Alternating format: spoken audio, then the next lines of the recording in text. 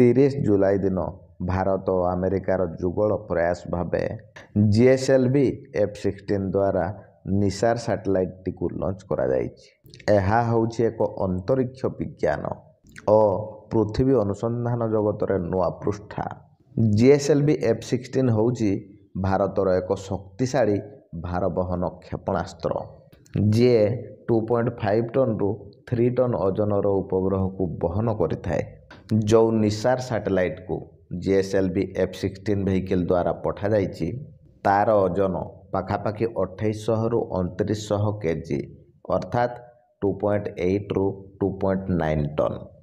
GSLVର ଇଏ ହେଉଛି 16ତମ ଉଡ଼ାଣ, ଯିଏ କ୍ରାୟୋଜେନିକ୍ ଇଞ୍ଜିନ୍ ଦ୍ୱାରା ପରିଚାଳିତ ହୋଇଥାଏ, ଯାହା ଇସ୍ରୋର ନିଜସ୍ୱ ପ୍ରଯୁକ୍ତି, ଯିଏ ନେଇଯାଇଛି ଭାରତ ଓ ଆମେରିକାର ମିଶ୍ରଣରେ ବନାଯାଇଥିବା ନିସାର ସାଟେଲାଇଟଟିକୁ ଭାରତ ମାଟିରୁ ଲୋ ଆର୍ଥ ଅର୍ବିଟ୍ ପର୍ଯ୍ୟନ୍ତ, ଯାହା ଆଗାମୀ ଦିନରେ ପୃଥିବୀରେ ଘଟୁଥିବା ବନ୍ୟା, ଜଳବାୟୁ ପରିବର୍ତ୍ତନ ଏବଂ ଭୂମିକମ୍ପର ମନିଟରିଂ କରିବ।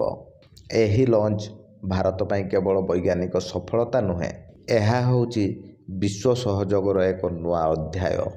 ଏହି ମିଶନ ମାନବତା ପାଇଁ ଏକ ବଡ଼ ଦିଗନିର୍ଦ୍ଦେଶକ, କାରଣ ଏହା ଅନେକ ପ୍ରାକୃତିକ ଆପଦା ଓ ପରିବେଶିକ ବିପର୍ଯ୍ୟୟ ପାଇଁ ପୂର୍ବ ସତର୍କତା ଦେଇପାରିବ।